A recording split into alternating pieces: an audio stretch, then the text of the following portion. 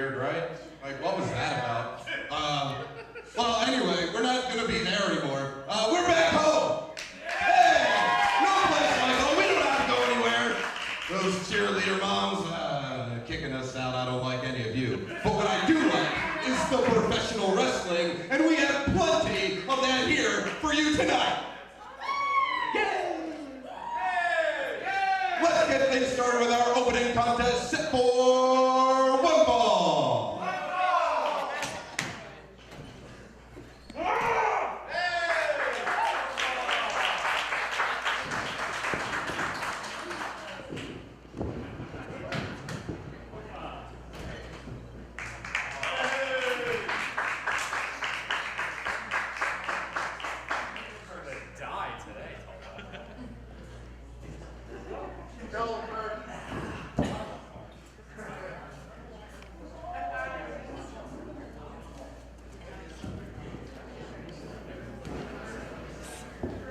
Ladies and gentlemen, your opening contest, one fall, 20-minute time limit. Introducing first in the corner to my left, fighting out of Trinidad and Tobago with an official weight of 183 pounds. This is Tulpa.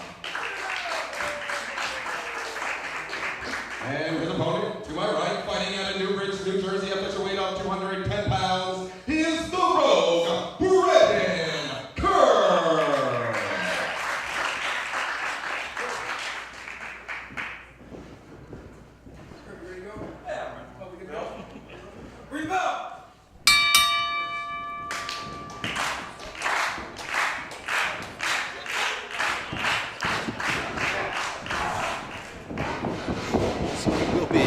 Versus Kirk. Tulpa, of course, attacked a few weeks ago by El Rencho. Still no explanation from El Rencho, his former tag team partner, as to the basis of that attack.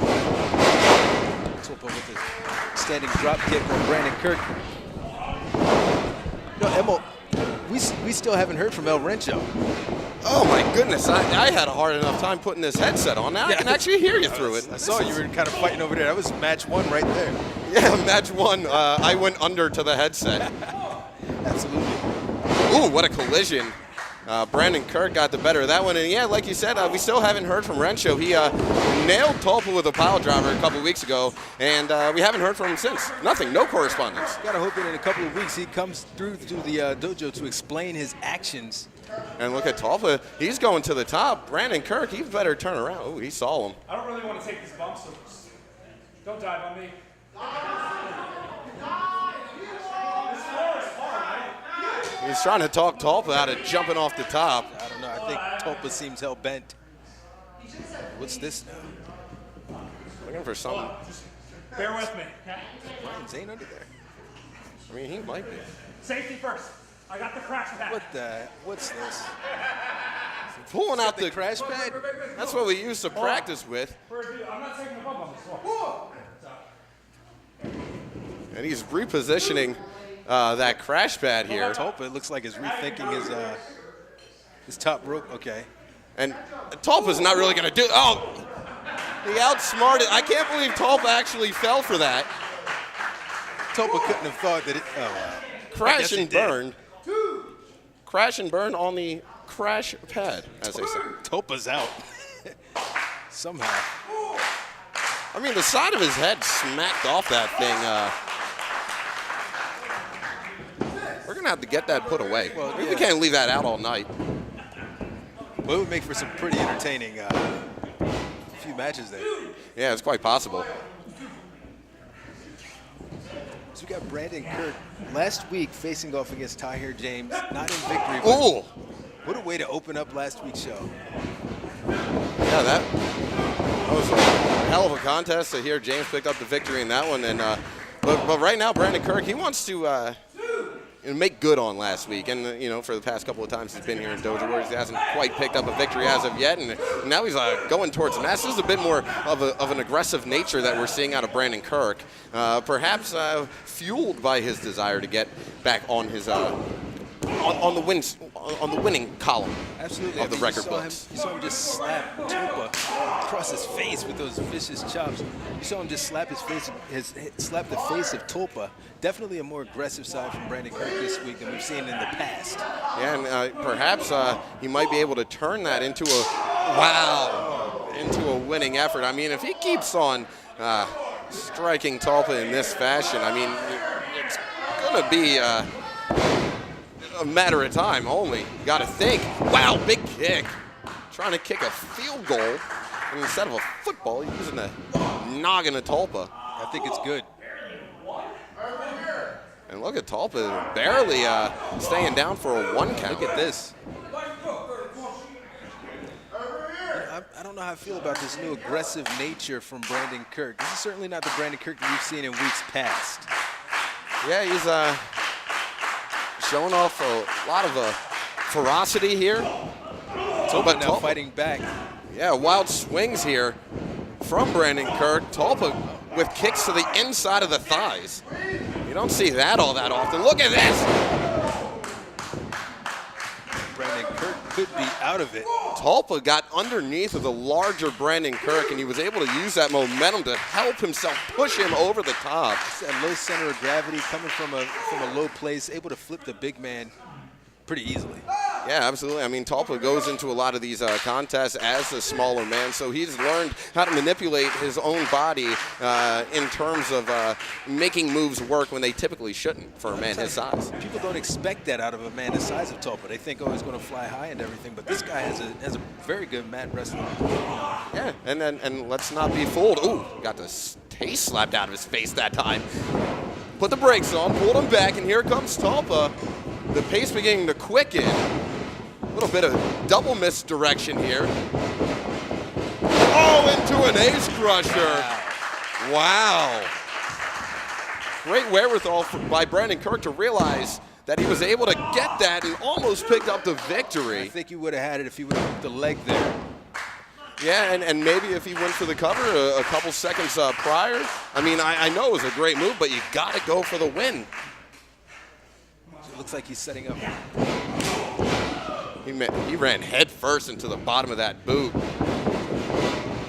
Goes underneath, up and over, rolls through. Tulpa is a perpetual motion machine, and he dropped him on his head with a reverse Rana. Oh, and spiked him on his forehead. Brandon Kirk may be knocked silly at the end of this match.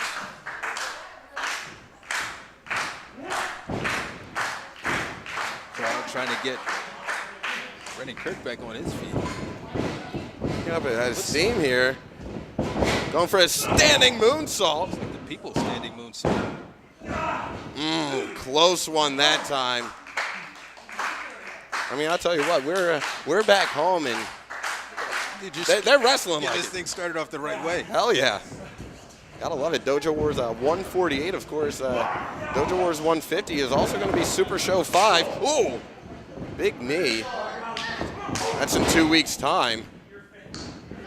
You got to figure that both of these guys hope to be a part of Super Show 5.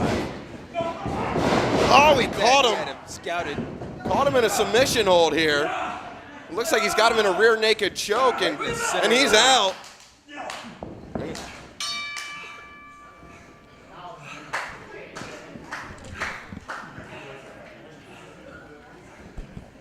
Ladies and gentlemen, time of the match, 6 minutes, 46 seconds for the winner by submission, Brandon Kirk. Tulpa, with his extraordinary athleticism, worked against him here, got him into that submission combination by Brandon Kirk, but take nothing away from Tulpa.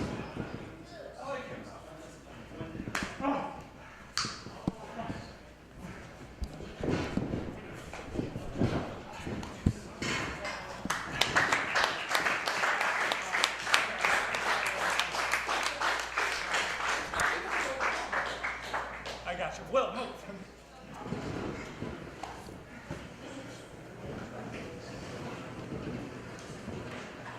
He does.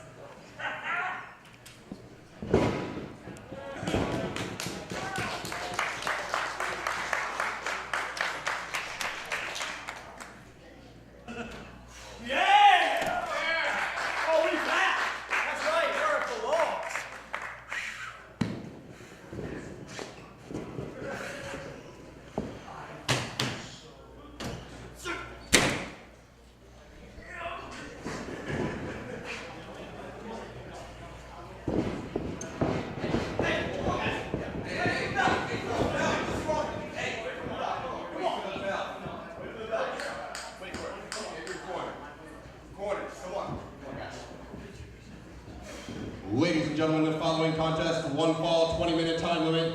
Introducing first in the corner to my right, fighting out of Atlantic City, New Jersey, official weight of 185 pounds. This is Josh Adams.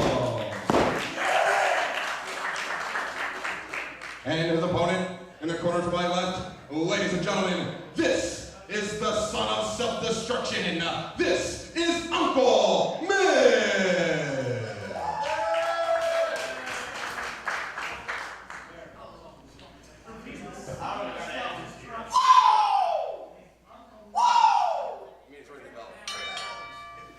The son of self-destruction, Uncle Mitch.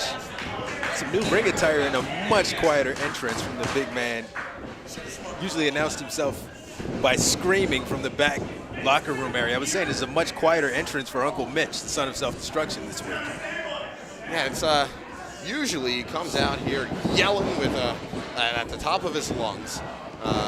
And this is a bit of a new look for Uncle Mitch, too. I mean, John Rockhold, as we talked about last week, he left the area. He got out of here. Right. I don't know. Who knows what happened, who contacted him, where he went. I don't know.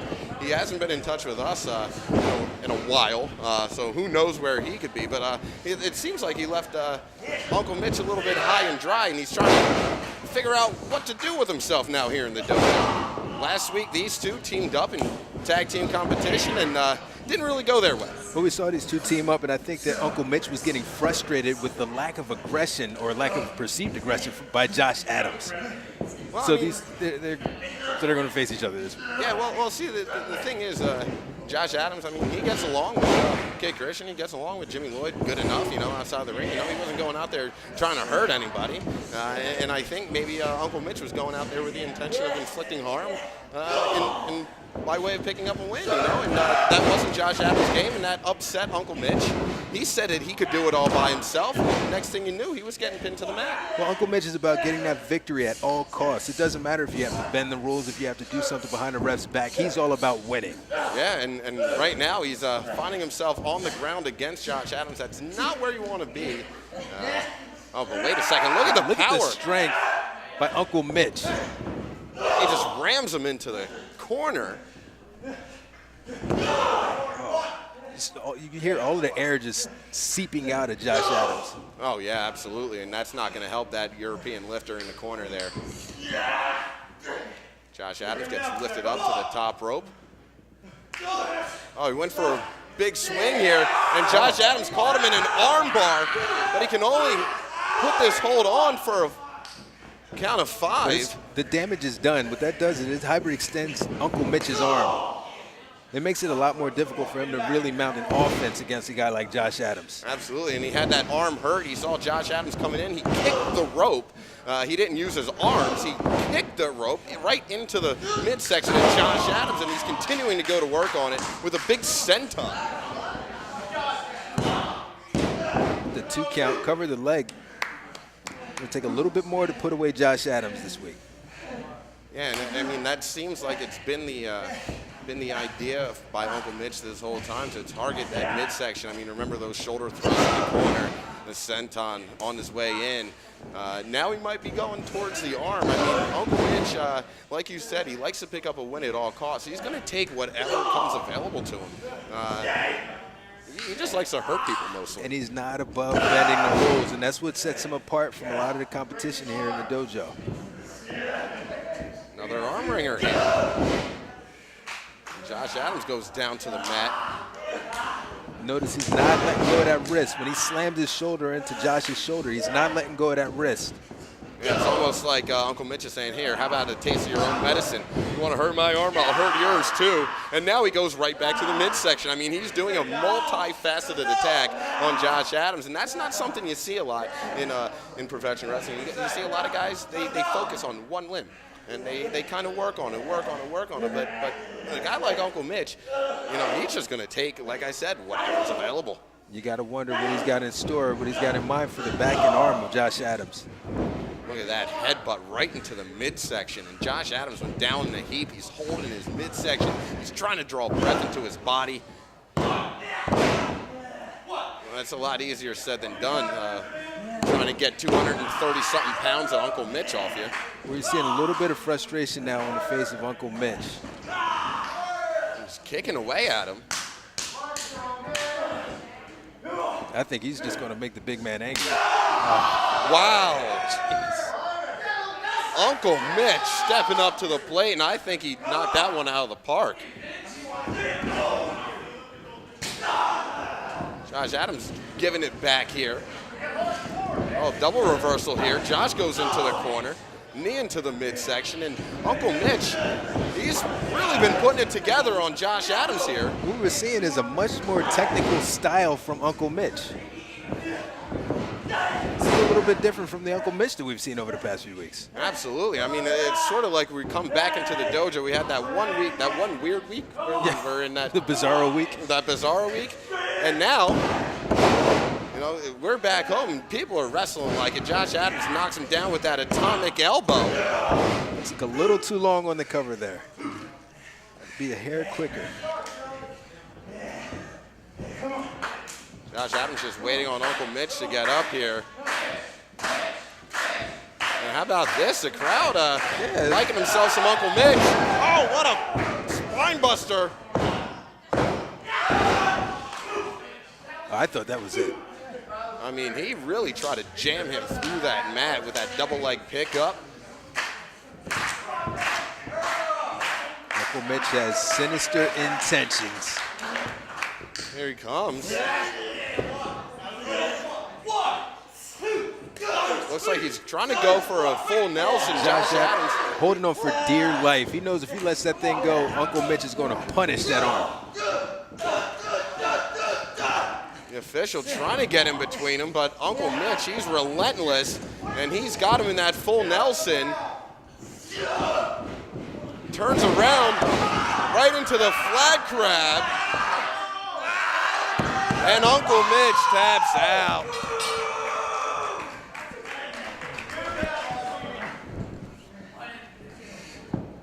Ladies and gentlemen, time of the match, 6 minutes, 30 seconds for the winner by submission, Josh Adams.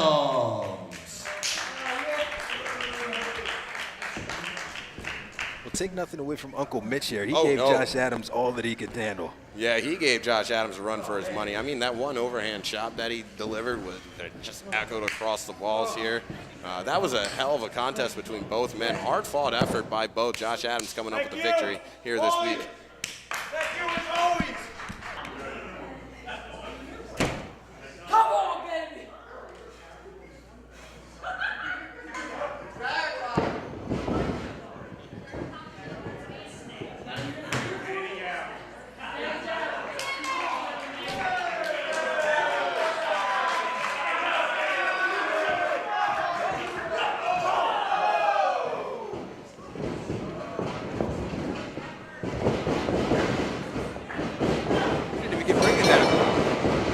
Ring introductions here. In this contest, one fall, Jimmy Lloyd versus Danny Gallagher.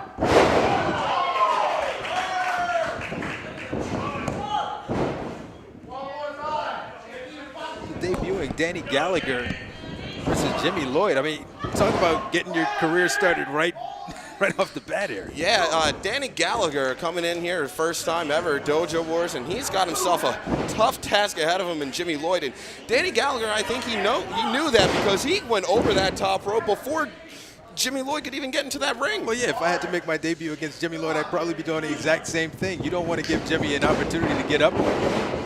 Look at this. Look at that athleticism, and he drives him into the mat. Danny Gallagher is going up top here. Oh, this could be. Oh, he was able to roll through. Jimmy Lloyd moved, and he kicked his teeth down his throat. Return the favor is Danny Gallagher. We're trading super kicks in the middle of the ring. Oh my God, back and forth. Finally. You're talking about an explosion of a debut. Danny Gallagher is doing his thing tonight. Yeah, he sure is. He's coming in hot. Hey, Jimmy Lloyd is dazed. I mean, they both just took about 2 or 3 serious kicks to the face. Now they're fighting on their knees. Back and forth they go. Look, Danny Gallagher, he's not backing down to Jimmy Lloyd whatsoever. He's trying to make a name for himself, and that's what you do. You go after the big man. That's what you do in a debut situation. He ducked out of the way, the pump kick. Came in with a soul butt over the top. Look at this kid go. Oh, he got caught! Oh! Danny Gallagher was able to turn that around in midair. Your jaw is dropped. Danny Gallagher, he might be picking up the win here, but no, Jimmy Lloyd kicking out. I'm amazed at the athleticism of this Danny Gallagher.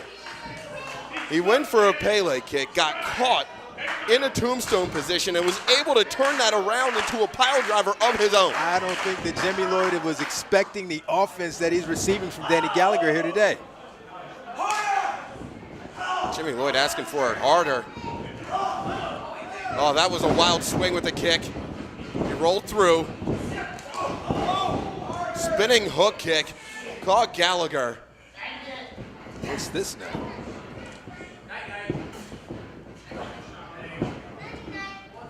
Oh, and he slams him down into the mat. That's gotta be it. I don't even know what you call that thing, but successful. Wow.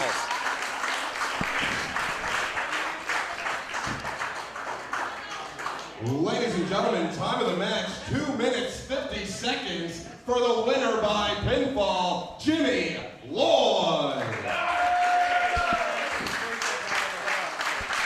I'll tell you what, that match was under 3 minutes, but what a 3 minutes it was. Danny Gallagher. Yeah. You hear the crowd chanting, please come back to Danny Gallagher. I think that he just made himself a name here in the dojo. Wow. What a match.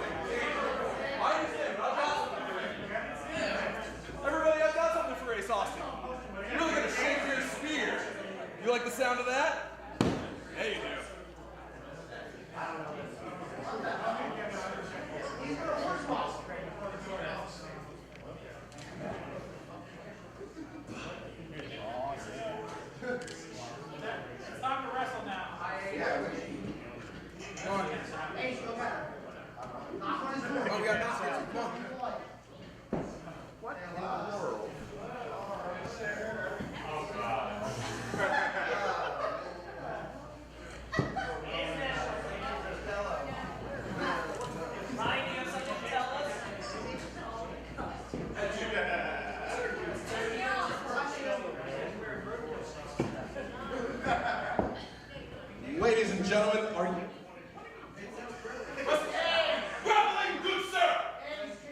The following contest, one fall with a 20-minute time limit.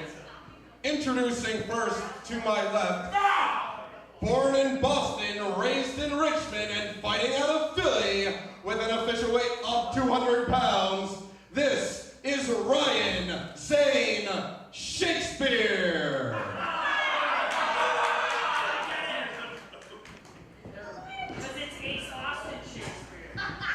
And his opponent, to my right, fighting out of Atlantic City, New Jersey, official weight of 175 pounds, this is Ace Austin!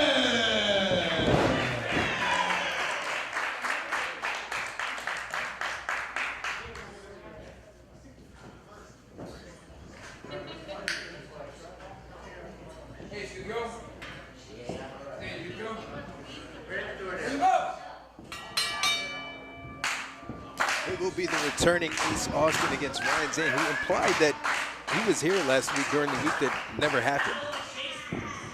This is going to be bizarre. RZS, Ryan Zane, Shakespeare this week, tying up with Ace Austin. Ace Austin, I don't think he knows quite what to make out of Ryan Zane here tonight. What is that on his neck?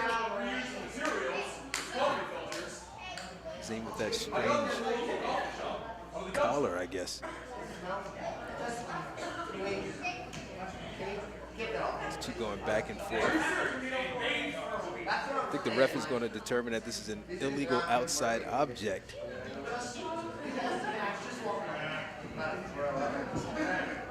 I've been fighting with the collar. Get that all, ripping it in the process. This is not happening. And Ace Austin is ready to go. And Zane vicious now, viciously attacking Ace Austin, who's making his return to the dojo.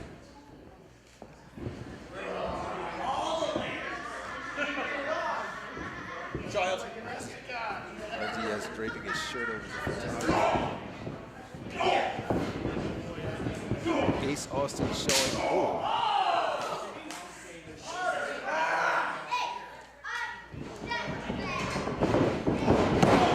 Drop Tulpa. Kick to the small of the back of Ryan Zane. Drop kick to the chin of Ryan Zane by Ace Austin. Think about it. And Ryan Zane with the, looks like he was going for a side Russian leg sweep. No. Ace Austin burying his elbow into the midsection of Ryan Zane. Corner now. Really beating down now Ace Austin in the corner. Pushing the ref out of the way. Ryan Zane implied that he was here all of last week during the week that never actually happened.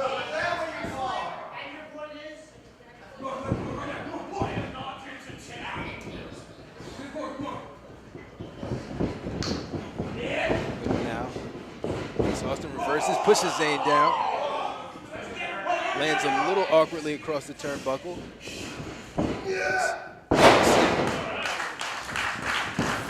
Maneuver, just slamming the back of Ryan Zane into the mat. That was all of 2 7/8. Ace Austin think that was 3.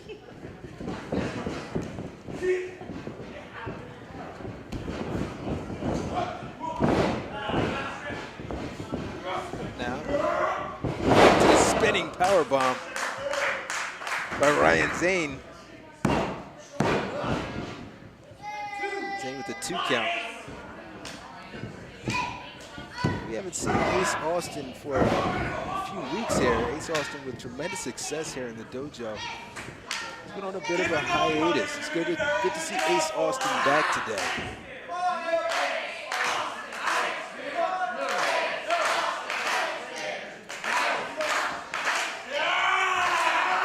Audience here in the dojo, of course, chanting for Ace Austin Shakespeare. Retaliation to RZS, Ryan Zane Shakespeare. Okay, sorry about that. I had to step out for a moment. You were here the whole time. Nah, I was attending to some business there. You know, you know what? I'm not gonna lie. I stepped outside, talked to Danny Gallagher for a little minute. Oh, dude, I don't. Yeah.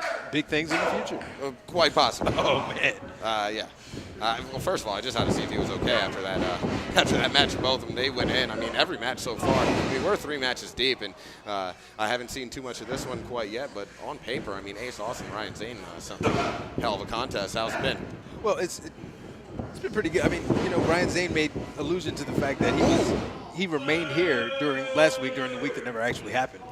Apparently, he just never left. Yeah, he's been here the whole time. Look at the armbar. Look at the torque on the arm there. Yeah, going for this Fujiwara armbar here. Ace Austin going to try to reach that bottom rope, and he does. Oh, but look at this extra torque. He's not breaking hold. He's trying to break the arm. Well, again, that's how you get that damage, that long-term damage that could win you a match by eliminating the offense of Ace Austin. Yeah, so much of his offense relates to his arm. I mean, the thing about the fold is one of his primary finishing holds. You got, when he does the over the top out of the corner, he comes back down and slams it down to the mat. You can't be using the ropes like that if you got a bad wing. And you see Ryan Zane continuing to punish the left arm. That arm was in a hammerlock position. Absolutely. He slammed him down right on his arm. Very intentional offense by Ryan Zane, who's now going to go to the middle rope. What's this? Okay. Showing off the Shakespeare. He shouldn't have kneed. He shouldn't. Yeah. All right. Here comes Ace Austin. He missed with that drop kick. Watch out for Iambic Pentameter Fest. 10 syllables. Should we call the match like this? So, like, I forget how to talk in Iambic Pentameter. It's stressed, unstressed, stressed. I paid attention a little bit in school.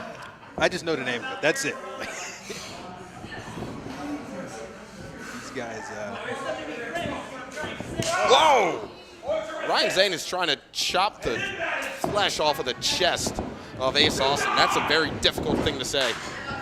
Chop it. Double clothesline. I think both men had the same idea there.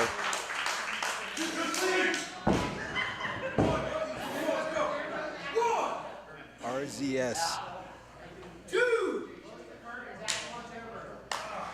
Ace Austin, he's trying to shake that arm out. Ryan Zane, he's just trying to figure out where he's at. You would think with him staying here at all times, he would know exactly where he's at all the time in this room. Yeah, he's probably more comfortable in that ring than most, since he knows underneath it so well. Yeah, he sure does. I wonder what he keeps under there. I'm scared to even find out. Oh, that's the knee. Oh, and a rolling back kick. Caught him right in the chin. Ryan Zane goes to the apron. Ryan Zane evades the clothesline, but he nails him with one of his own. Ring comfort by Ryan Zane. And what's this?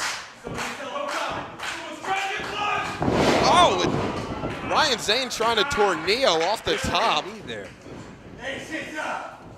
Going for the fold. Oh, rolling. He rolled through. He's got them all stacked up. Oh, Ryan Zane, he did it.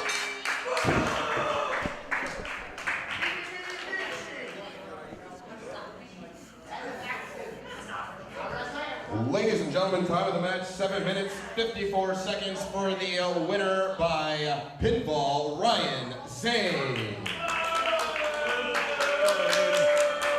All by myself. A little bit of theater.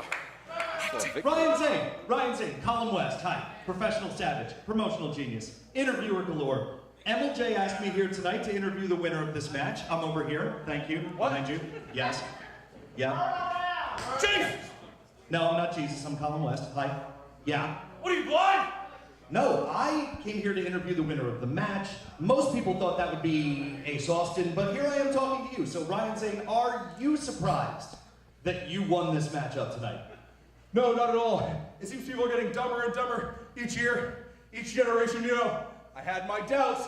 Ace Austin is a really good wrestler. He's such a good wrestler. But I am invested with some theater and some Shakespeare.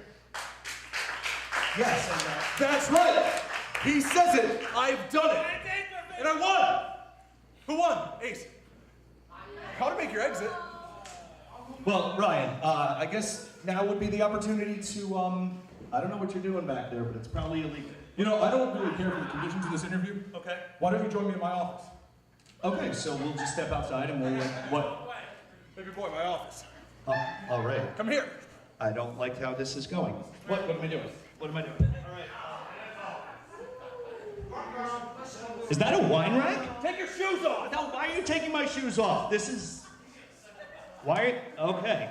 This is turning into something weird, really. This is beautiful. Is this exposed brick? Is this the original brick? Wow. It's the original. This is unbelievable. What's the square footage in here? Roughly 69. I had the island put in just recently, it's granted. Don't tell DEEJ I'm down here. No, I wouldn't. Please don't ever say roughly 69 to me underneath the ring again. Thank you. Gotcha. Don't you have questions, or are you just enamored by all this grandeur and glory? No, I didn't think you could install this much Italian marble down here. No, unbelievable. I didn't. Is this a jacuzzi? I'm gonna stay under here for like 2. Can I do that? Emil, take this microphone, please. You're gonna have to exit. You've got one more question before you want to go. Ask me what I'm doing. Don't whistle. What are you doing next, Ryan Zane? Well, I've already beaten so many people here at Dojo Wars. There are only so many left. I've got to face Kid Osbourne, got to beat him. Eventually, I guess I could take Mike Dell on and beat him twice in a row. Take that bling. Would you go nice over the fireplace? Oh, there is a fireplace. Right? And you know what? There are guys who are traveling around this world. Ace Austin is making a lot of moves. A face like that, it's got to be really pretty. He's got to be able to get through the airplane customs easily. I'll tell you someone who has a difficult time with those customs is Josh Adams. And I'm looking at him too. Get out of my house! All right. Can I use the bowling alley next time? Absolutely not. Thank you. Ryan Zane, everybody. Thank you, Ryan Zane. So we learned a lot. We learned a lot about, there's my shoes. We learned a lot about Italian marble, and he said something about customs, which I don't really want to talk about. Emil J, microphone, back to you. Thank you. I want my shoes. There's so much going on. I'm gonna win this time! I'm gonna win this time! Oh no, it's Scott Nakamura. Polar bear killer!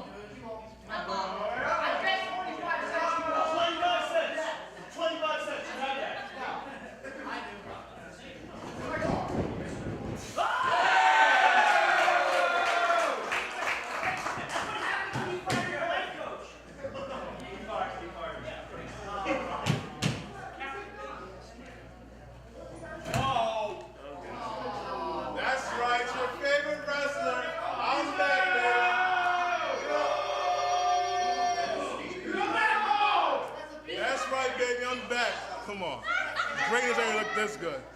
Come, show me the shirt. Show the shirt. What does that say? What does that say? If it don't got the split, it's not legit. Woo! Comb my beard. Comb it. Comb it.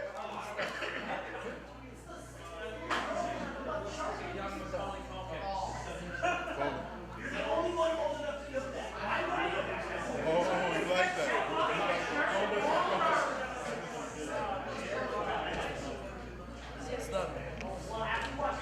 Stuck.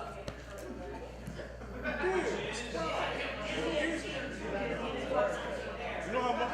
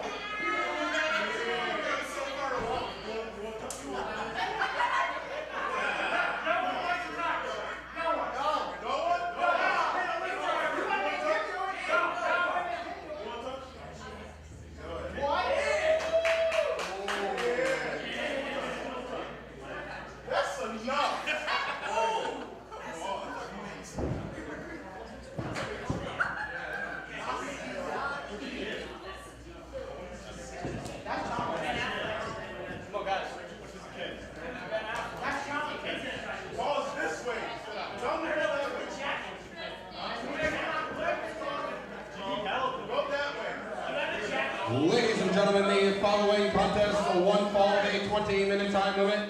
Introducing first in the corner to my left, fighting out of Long Beach, New York with an official weight of 225 pounds. This is Bryce Donovan!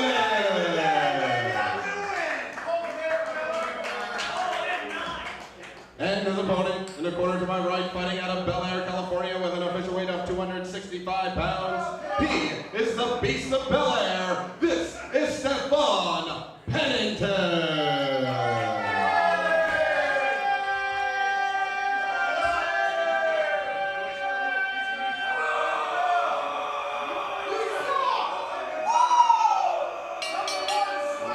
Stephon Pennington one-up himself in terms of smuggery when it comes to that young man that accompanies him to ringside. Did you see that? Sorry, I just put my headset on. What happened? I was saying, like, the mistreatment of this young man that accompanies Stephon Pennington to the ring. Oh! He got clocked off the apron. Pennington just knocked his own man off the apron, his own young man. He's mad at the young man for falling. No regard for the safety of that young man. Pennington telling Donovan to mind his business. You gotta get some attention to that young man out there. He took a hell of a fall. But in the ring right now, Bryce Donovan, he's coming into this matchup very confident. He says he's going to win this matchup. Bryce Donovan has had a hard time getting his name in the winning column here at Dojo Wars, but he might be able to do it here against Pennington, especially if Pennington has a couple more miscommunications with his young servant on the outside there. Bryce Donovan has had a little bit of time getting out of the blocks here. I like what he did here, taking a quick, aggressive approach when it comes to Stephon Pennington, who's the young man is still kind of at least halfway down on the sidelines there.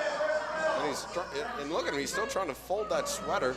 And what's this? I thought we were past the we're going to walk out on matches phase. Stephon Pennington said he doesn't need this. I thought we turned the page on this. Better watch out. Oh, and he just used that young man as a weapon. And he pushes him into the post. Stephon Pennington has no regard for that young man's welfare.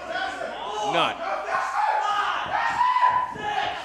And then Pennington bullying the referee into counting faster. We actually got up to a count of 7.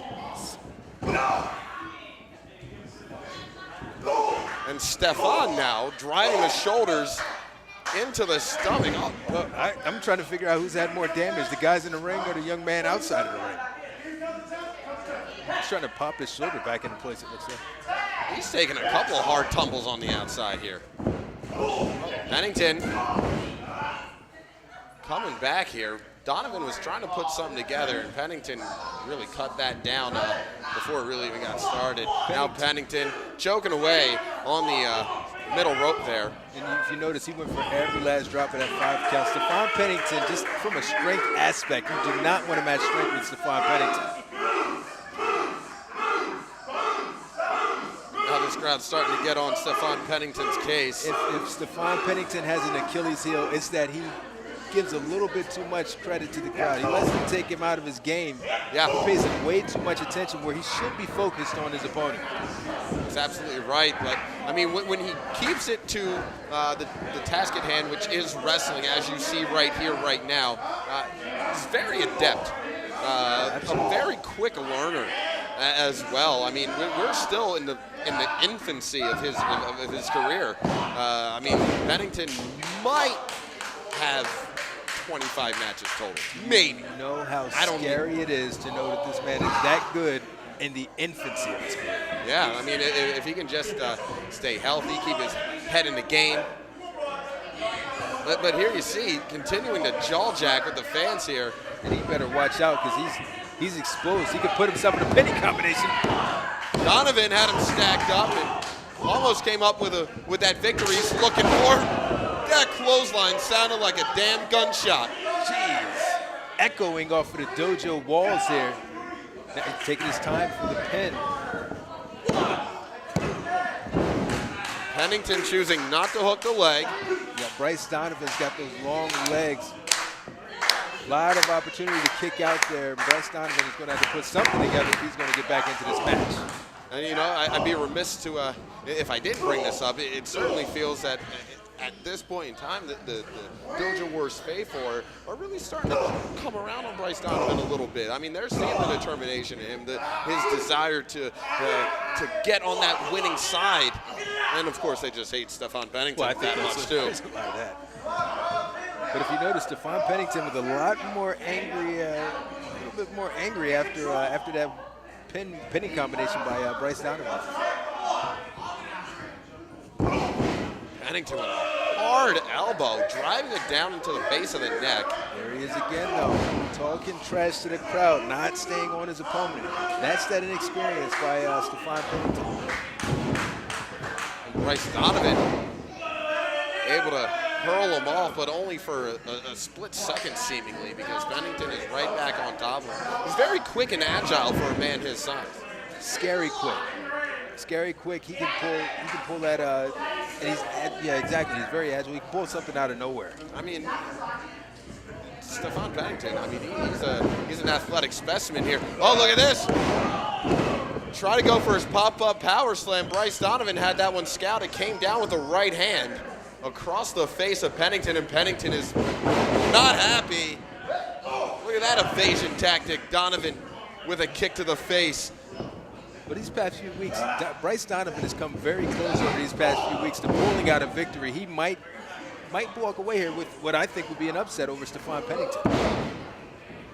Donovan coming in over the top, and a diving back elbow caught Pennington under the chin. I don't know if you could see Stephon Pennington's head jerk back when that shoulder hit him. Yeah, Bryce Donovan's a big guy, 225, 6'5". Ooh! And he's really stringing together some offense here. This is what he needs, a big drop kick. Got the big man down.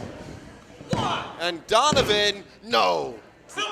He hooked the near leg. He didn't grab the far leg, and Pennington was able to drape it across the bottom rope. Ring awareness by Stephon Pennington. Even though he's only about 25 matches into his career, he's still very aware of where he is in that ring at all times. Yeah, I think I might have been highballing that statistic, actually. Might be around 20. He walked out 15 or so. Yeah. Gets his way out of this hold here. Pop up, power slam. This is it. And he picks up the victory.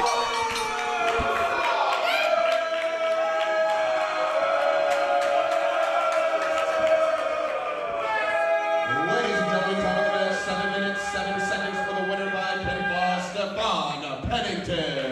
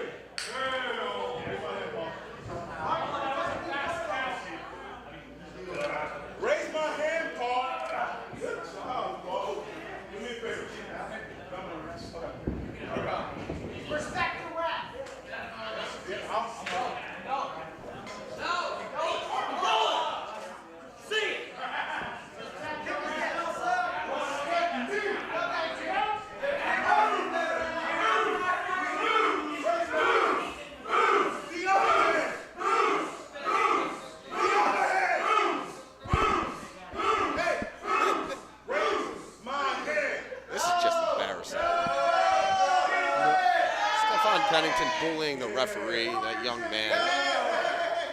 This is Stephon Pennington is used to having his way. He's not being used to being told no. Crowd imploring this young man to simply walk away from Stephon Pennington.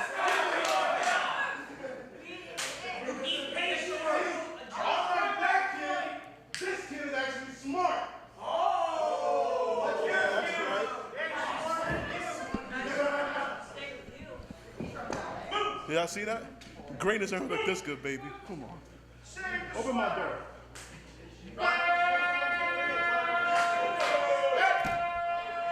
Get back here! Get back here!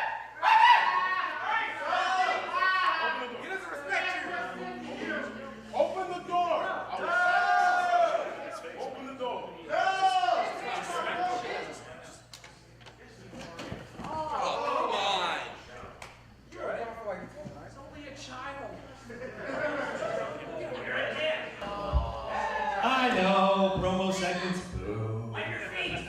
What? Wipe your feet. I'm naturally hyped. I'm sorry. Ladies and gentlemen, last week in Sewell, New Jersey, I interviewed who I thought was a very important man here at Dojo Wars. But, as most of you are accustomed to, I did not get the answers I felt I deserved, and I certainly did not get any of the answers that you deserved. So I've asked this man back here this week to explain himself a little bit further. Whether you like him or not, he is your champion of Valor, the Delster, Mike Dell.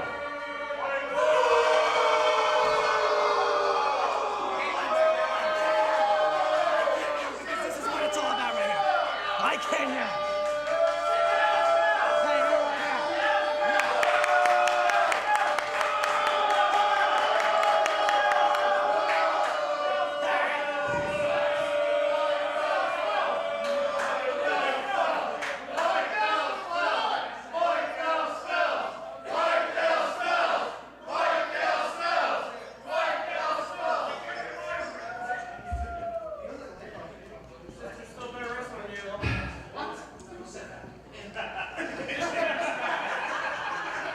Mike Dell, thank you again for joining me.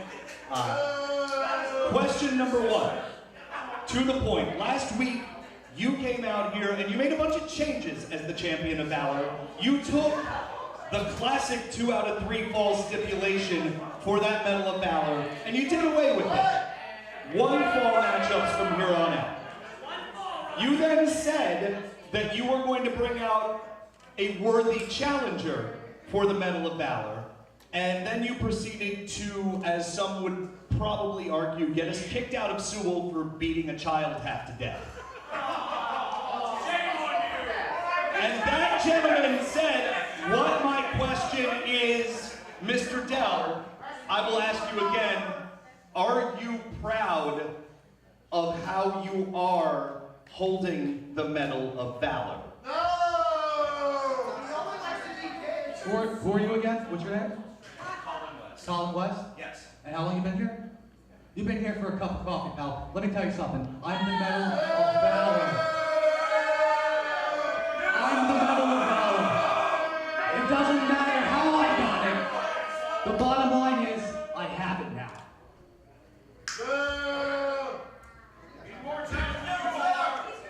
Question number 2. What did you eat, man? Because it's really punchy. I'm just trying to, okay. Question number 3. You have, all right. I'm just implying it.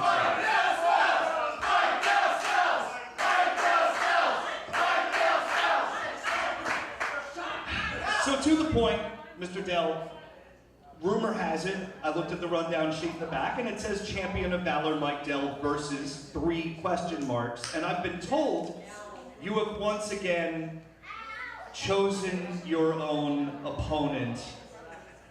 What is going on with that? You know,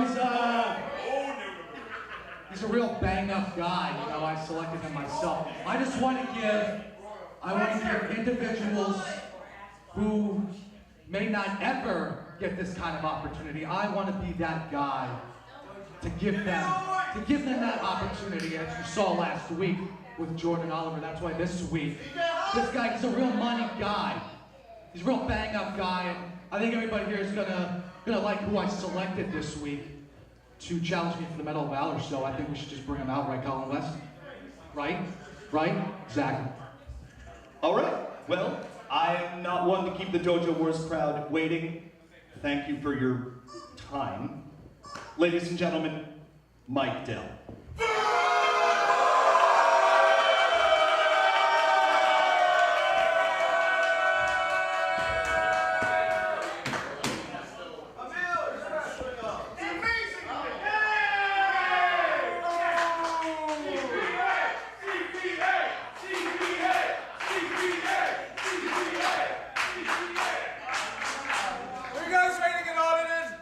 not today, not today.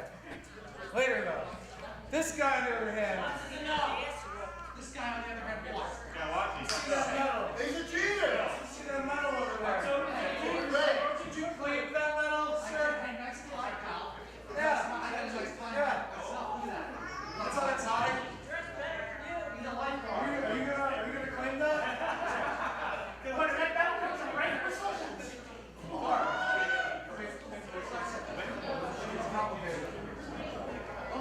Ladies and gentlemen, the following contest set for one fall with a 60-minute time limit is for the Medal of Valor. Introducing first, in the corner to my right, he is the challenger, fighting out of Wall Street with an withheld weight. Ladies and gentlemen, this is the abominable CPA!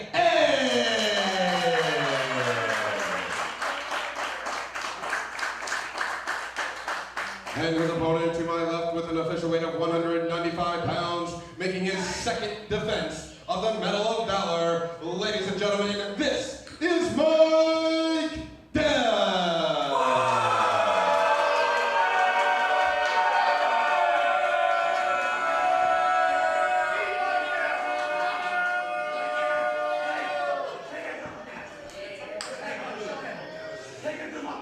Looks nice. Yeah.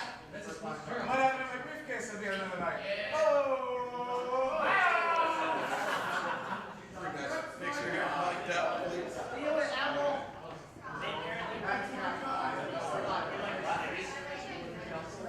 With the Delster? Yes.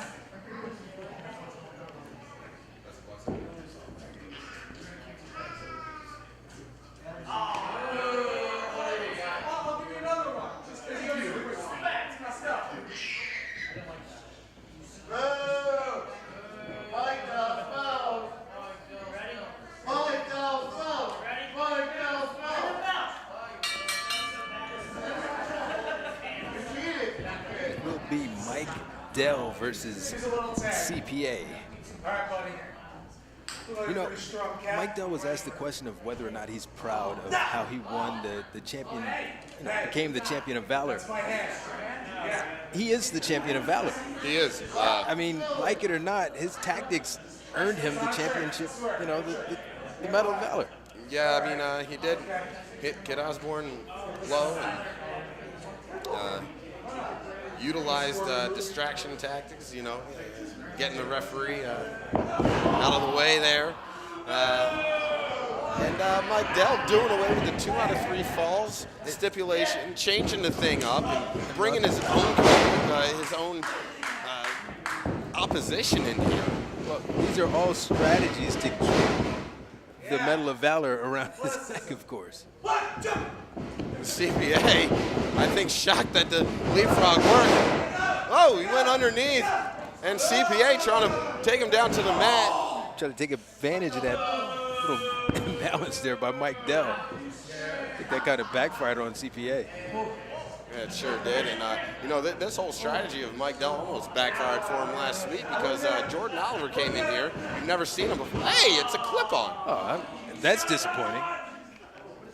And he's prepared with a second one. Oh, you always have to keep a second clip-on. It's my time. It's my time now. Mine. Get in. Come on. Fighting over the tie now. Playing a tug of war with the tie. Yeah. This could be dangerous for a CPA. Yeah, CPA is on that apron. Yeah. They're really battling it out for this tie. It means a lot.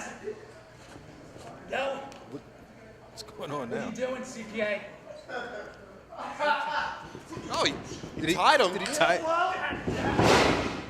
But now Mike Dell using that tie for additional balance. Oh, no, he got taken over. Sunset flip. Only got him a 1 count. Sending Mike Dell to the outside of the ring. And CPA. Mike Dell with that athleticism. Mike Dell turned his back, and CPA came down with a double axe handle. Mike Dell was a little confident walking around, jousting with the fans, and it cost him just now. You know, I wonder if there was any sort of a business deal set up prior to this match. I mean, we heard him say to Jordan Oliver last week, hey, this wasn't part of the plan, man. I wonder if he, I mean, CPA is a businessman. I wonder if... I think that Medal of Valor means to everybody here in the dojo. That Medal of Valor means everything. I think that when you get in the ring to compete against anyone for that Medal of Valor, you're going to give it your all. Yeah, you might say that you're going to go in there with the old okey doke, but you're actually doing the double okey doke, the double switch reverse okey. Yeah. Oh, a single arm DDT. And that really messes up that left arm from everywhere from shoulder to just under the elbow area. It really tears apart the arm. And Mike Dell going to work on that arm. We do know that he likes to utilize that cross face, which of course targets the neck and shoulder. If you get the arm fully hyperextended, it does a hell of a lot of damage to the arm too. So Mike Dell looking to really tear apart that arm of CPA, it looks like. When Mike Dell sees that there is damage to that arm, and now he's going to try and break down the rest of CPA, set him up for, as you said, that crossface. Brennan's backhand, the official. That'll be a fine. I don't think Mike Dell's above that. CPA tried to get one in. Mike Dell gave him one right back. Reversal that time. CPA comes in, going for a monkey flip. He got caught. Oh, and Dell lit him up. Across the face. Yeah, big right hand. And he had to swing upwards, too. What's this now? Dedicating it to somebody in the crowd here. Oh. I don't think this is what Mike Dell wanted. No. CPA disappointing back. And another double axe handle. Takes Mike Dell down and CPA on top. CPA is going to give Mike Dell a little bit of time here. Mike Dell back on his feet. What CPA got on his mind. Mike Dell with the reversal whips him into the corner turnbuckles. Mike Dell with a monkey flip attempt of his own. CPA had it scouted. The turnaround, Mike Dell is just kind of hung up there on the top rope. CPA looks like he has sinister intentions. No. Oh! Slamming the face of CPA while destroying the shoulder of CPA. And he's down. He may be hurt. That's right.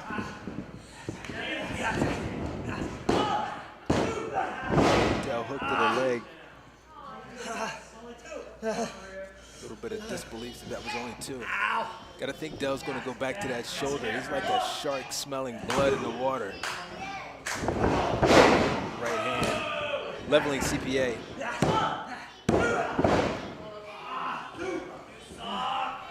Didn't quite hook the leg the way that he wanted to. No.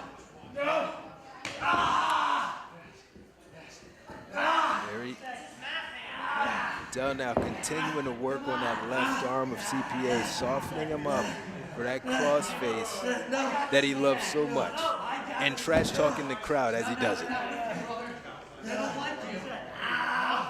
They don't like you. That's why. Perhaps the only thing worse than getting broken down by Mike Dell is just hearing him talk trash. Your ear the whole time.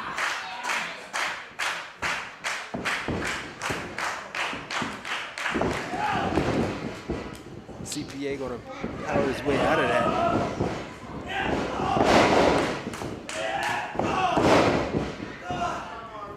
CPA's trying to get back into this thing.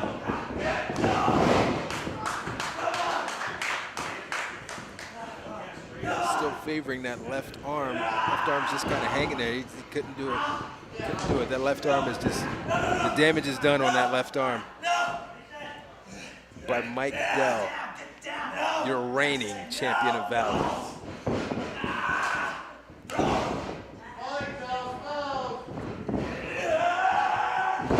Couldn't get him before he got him that time. Cover the count. 1.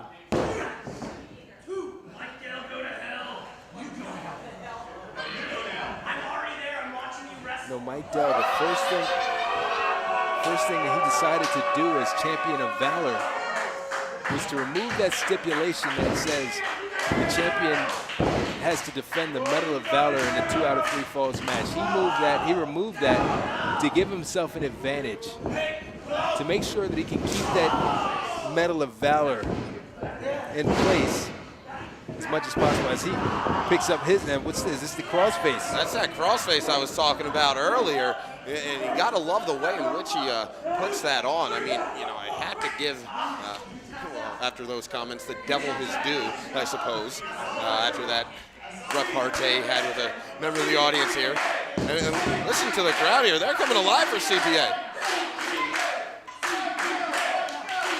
And this whole time, Mike Dell is arguing about the cadence of the count. Mike Dell is, you know, as a champion, you got to pay attention to your opponent. CPA now going to the first rope. Oh, but right he got back caught. into the crossface. This time in the middle of the ring. Nowhere to go. He had no choice.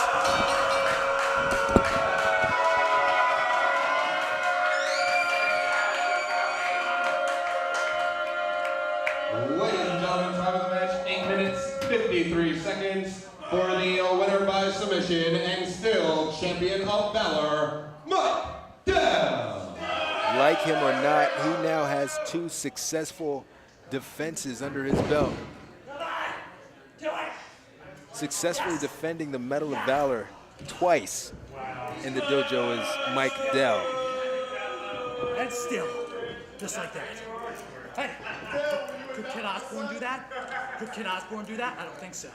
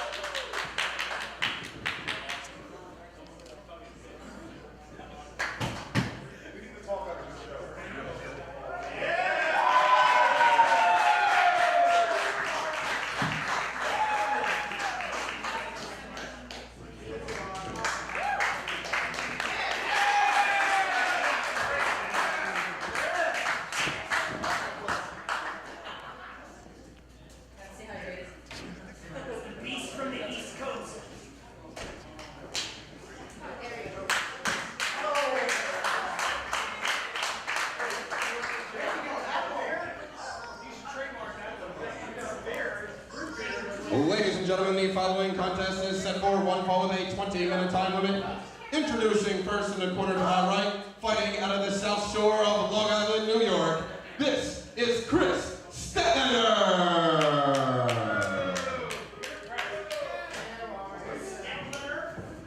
And her opponent to my left, fighting out of the Jersey Shore, this is Maria.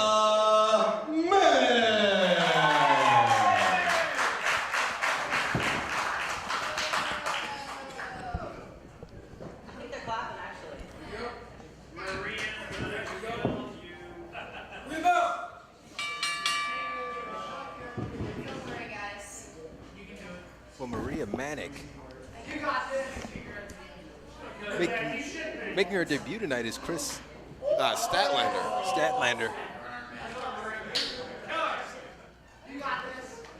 Out of the South Shore of Long Island, coming down here, going toe-to-toe with Maria Manic, who's been on a real tear as of late. I mean, that came to an abrupt halt last week up against Dojo DEEJ, but let me tell you, she put up a hell of an effort, brought the fight to Dojo DEEJ, and I think she just ran into a brick wall with Dojo DEEJ, but make no mistake about it, Maria Manic is still in the house, if you know what I mean. Oh yeah, she definitely is. I mean, her momentum is still on the rise because, I mean, almost anytime anybody goes up against Dojo DEEJ, you gotta think Dojo DEEJ is gonna pick up the win. He's just that good. Losing to him is no Nothing is. Nothing to beat yourself up about. I'm sure Dojo DEEJ did enough of that for her. But Maria Manic coming in here looking to bounce back against Kris Stadtlander from, like I said, from Long Island. And right now she got dropped to the mat in a hurry. Well, Stadtlander did not endear herself with her pre-match antics with some of the fans at ringside.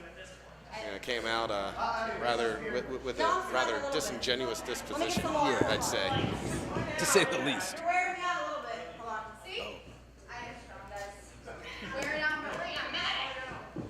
Now, mocking Maria Manic is Kris Stadtlander. That's not the wisest thing to do, I don't think. Not. Another collar and elbow tie-up, and that one was with authority. I mean, these girls are locking it up here. Stadtlander going for a boot in the corner there. Maria Manic had her rolled up, single leg trip, and Maria Manic grabs that chin lock. Ooh, more of a headlock. Excuse me. Well, Maria Manic is. Oh, and a big back body drop, textbook. You don't see many back body drops these days. Not as much. The Statlander's on the outside. She's not safe. She's not. Manic on that ring apron can be very dangerous. Oh, she got tripped up, though. Stadtlander had it scouted. She knew exactly what Maria was going for. Yeah, and luckily for Maria Manic, it looked like she saved her face from any sort of impact on the apron there. But that's more that disingenuous persona of Stadtlander. You saw her ask Maria if she was okay. She has no regard for Maria's well-being. Yeah, she doesn't care.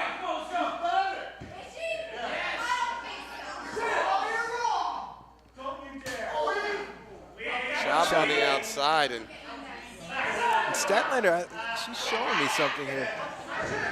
I think her disingenuous nature might have thrown Maria Manic off. I think. I don't think that Maria was expecting some of that. You know, you got to think about it. You know, this is match number 7 here. They've been in the back the whole time. You know, this is the first time they're meeting each other. So Kris Stadtlander, I wouldn't put it past her. She was just all nice and hey, you know, may the best woman win. And then she comes into the ring and does all this stuff. I wouldn't put it past her if she did that. Ooh! Did you hear the impact? That kick to the back at the head of Maria Manic. You can see the face that Maria Manic made upon that kick making impact. She was definitely not gloopy for a quick second or two. Well, the one way you can beat Maria Manic is to make sure that she can't use that power, that strength. She is definitely a powerhouse. That time just collided into the body of Stadtlander. Stadtlander was looking for a kick, but actually caught her with the backside of her body. Caught her with just enough of it that she was able to get the 2 count. Not the victory, but definitely dazed Maria. Chop in the corner.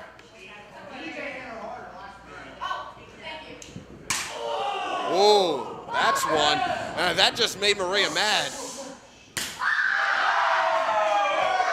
You don't want to trade chops with 2 people in the dojo. One is DEEJ and the other is Maria Manic. Yeah, and you know, who would have thought that it would be those 2 come about 6 months ago? That we're putting Maria Manic up there in that discussion. Exactly. That just shows her improvement over the course of the past few months here at the dojo. She's really been turning it up as of late. Kick to the mouth. And Maria going to the second rope on the inside. That might be the first time that we're not hearing the voice of Stadtlander during this match. What in the world? Look at the power of Stadtlander. And just dropped her on her face. I don't think she got as much impact off that move as she would have liked because of the size of Maria. Maria Manic is one of those competitors you go in the ring with that a lot of the moves that you usually do don't work as well because of her size. Exactly. And what we saw with Stadtlander going for those counts in consecutive, what that does is it forces Maria to use the energy to kick out. It's more of a mind game than it is an attempt to actually win. Yeah, and you're just trying to sap the energy out of as much energy out of your opponent as possible. The stamina is very important in professional wrestling, and we're seeing both girls right now have a lot of stamina because they've been going at it for the entire match, back and forth. Tempo there, did you see that? Drop kicked her right in the head, pulled her out, 1, 2, and Kris Stadtlander, you know, she's coming in here trying to make a name for herself here.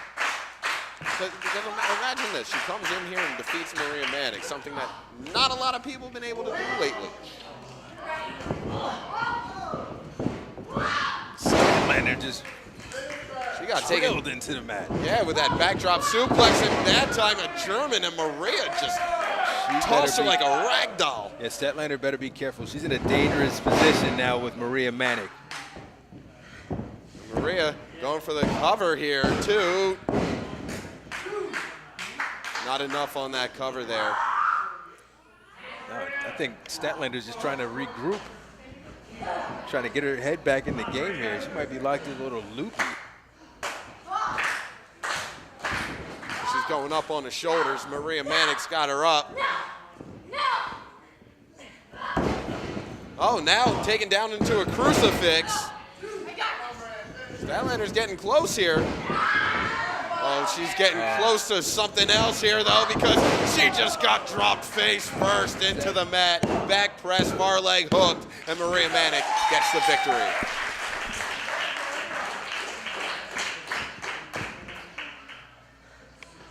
Ladies and gentlemen, time of the match, 7 minutes, 46 seconds for the winner by pinfall, Maria Manic.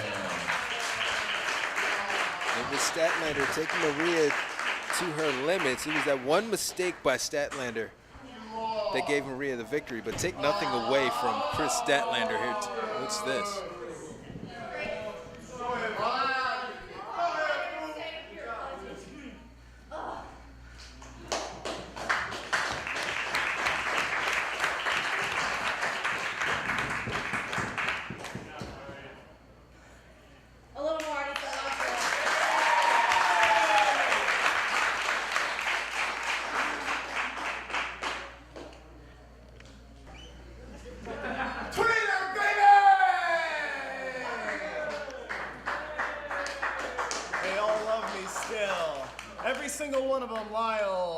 You too, baby.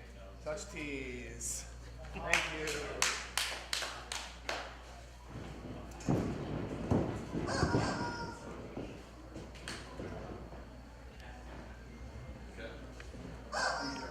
Thank you.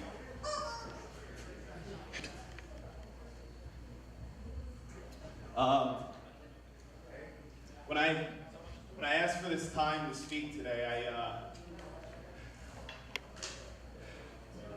I didn't realize it was National Coming Out Day, but it seems fitting as to what I'm going to talk about. As the tweener, I've always felt a little bit different, kind of like I'm hiding my true self. But I think it's time to tell my truth.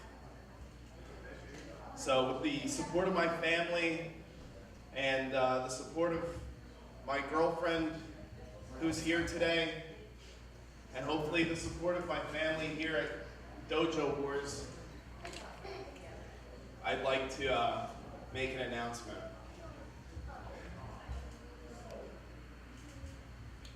So I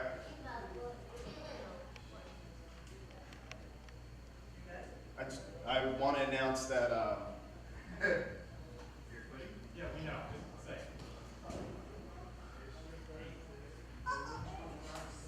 Out with it. All right, you say it. We understand. We understand.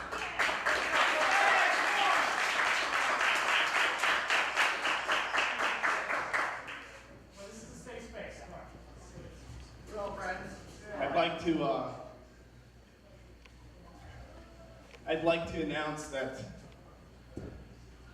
I am sick and tired of all you people ruining CZW. They ruined it.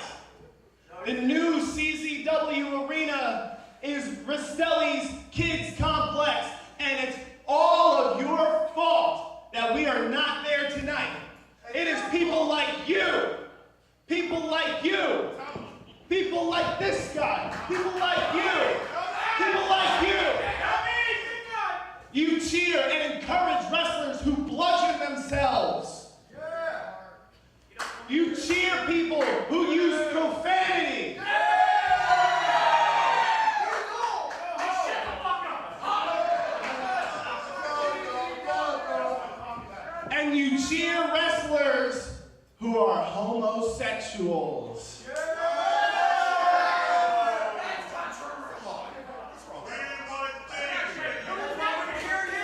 So from now on, when I'm here, Dojo Wars is a kids-friendly environment.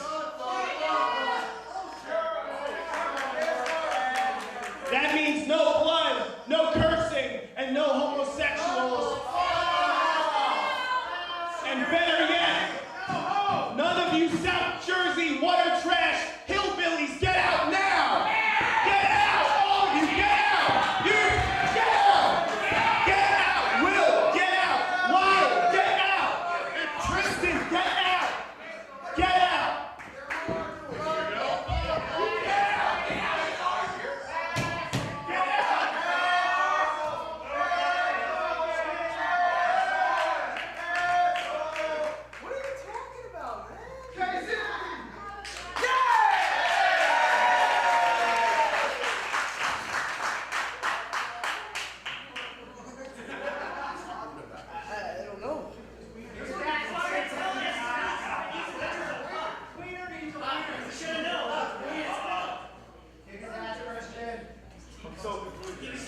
Ladies and gentlemen, the following contest is set for one fall with a 20-minute time limit.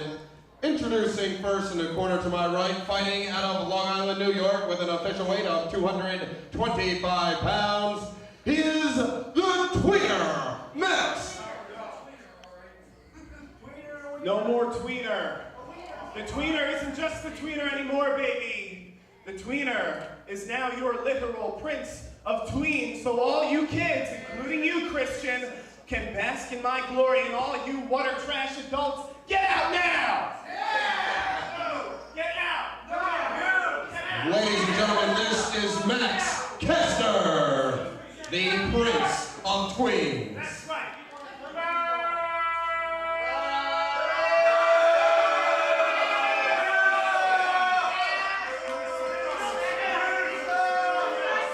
And now introducing his opponent to my left, fighting out of Metuchen, New Jersey, official weight of 135 pounds. This is Kid Christian.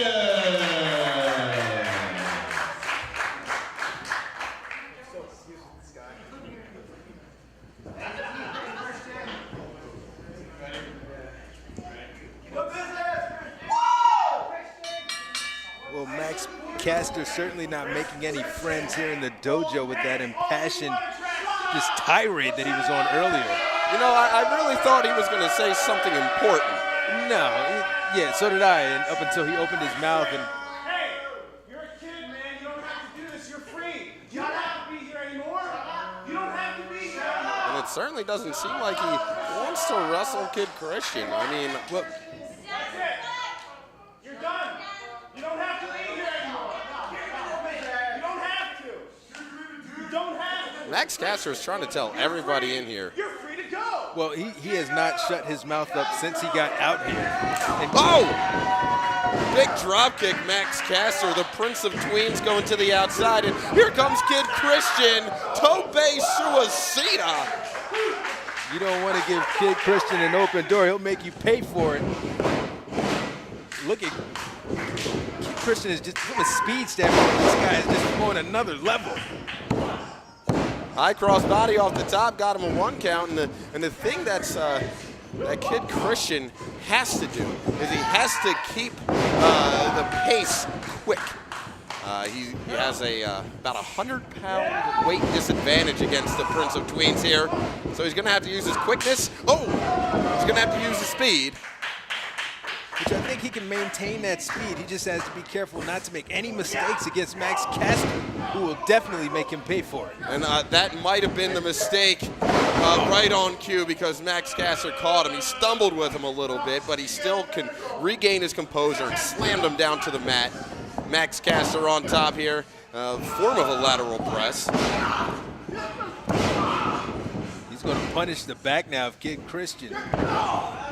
And you nailed it right on the head there, Khaleef. That first mistake is what's leading to the downfall of Kid Christian. Now once the pace has slowed down, Max Caster on top of things. He can take that methodical pace with Kid Christian. But what he shouldn't do is spend too much time with the crowd, because Kid Christian recovers quickly, and he'll definitely make Max Caster pay. Very resilient. I don't know what Caster's doing. Whatever it was something gross. Yeah, he was choosing to go to the crowd, go into the camera. Kid Christian said, hey, man, what are you doing? You're still in a fight with me, pal. Oh, man, what an Irish whip out of the corner. The force, knocking both men down on the way over. Well, Max Caster throws so much force behind his Irish whip that he actually propels himself forward that way. Crowd now trying to get Kid Christian back into this thing. I don't think that Kid Christian is over that first bit of offense, that slam when Max Caster caught him in midair. Could be going for a crusher here. Kid Christian had it scouted. He sure did. He held on to that top rope. Both men down. Kid Christian's going to use this time to recover, get himself back to a vertical base where he can pick up the speed. Hard clothesline, but he doesn't have enough body weight to knock the Prince of Tweens down. He's going to keep at it, though. He's going to keep running at him. Swing and a miss from Caster. Pop up, drop kick. That's where Kid Christian is at the advantage. He might not have the body weight, but he does have the creativity and agility to get the job done. Nice DDT. He went all around the world with it. Back press, near leg hook, and Max Caster gets out at 2.5. He shot that shoulder up. Kid Christian has evil intentions. Man, he just wants to get to that. Wants to get to that pay win. He wants to pick up that W. I mean, coming off last week, nice tag team victory, him and Jimmy Lloyd over Uncle Mitch and Josh Adams. We saw what happened there earlier tonight. That blew up. Yeah, that blew up in a hurry here. Kid Christian off the top. He was able to roll through. We saw Max Caster move, and Caster tried to him right into the ground. Yeah, try to stomp him through the mat. That only got 2.5. I think that kick out was just pure instinct by Kid Christian. I think that was pure muscle memory. Thanks, smart Mark. I thought he was the smart one. But I guess it's you. How about I spit on? More words for the crowd from Max Caster. Caster now picking up out of steam here. Ooh, got kicked. It looked like in the arm.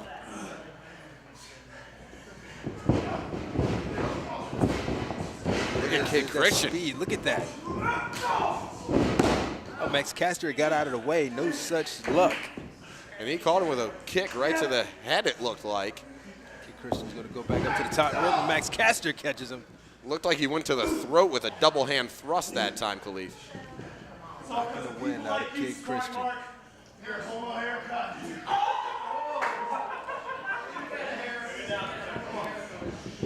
Max Caster now to the, what's this?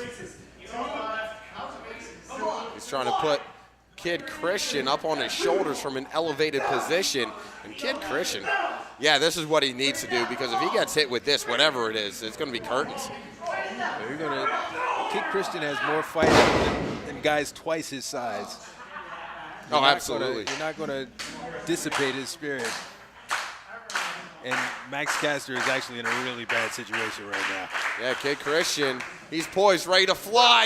Look at that, LRS. That's what he calls that frog splash. And he's on top, and he got him.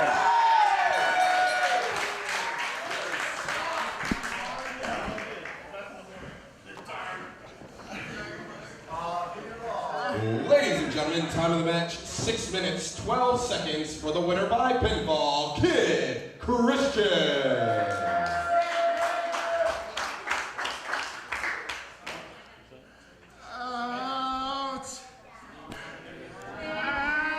The Prince of Tweens is got a little bit of a attention tantrum there. Out! Lyle! Got Carry a boo-boo. me! Lyle! Carry me! I'm trying. Carry me.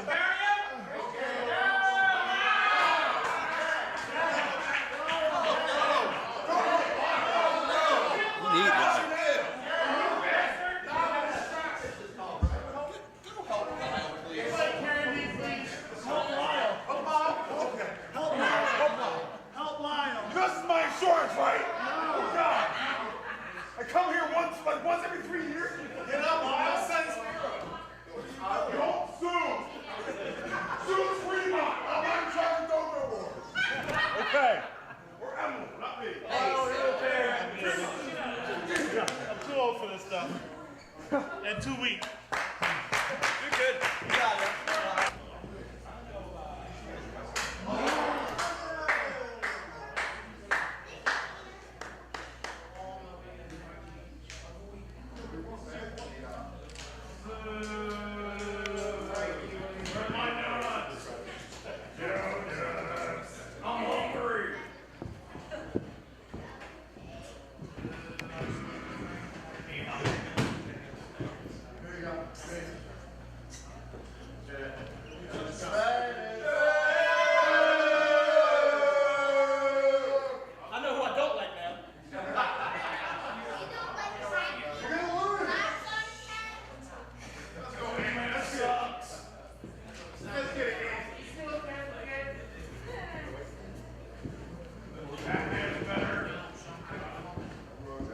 Ladies and gentlemen, the following contest set for one fall with a 20-minute time limit.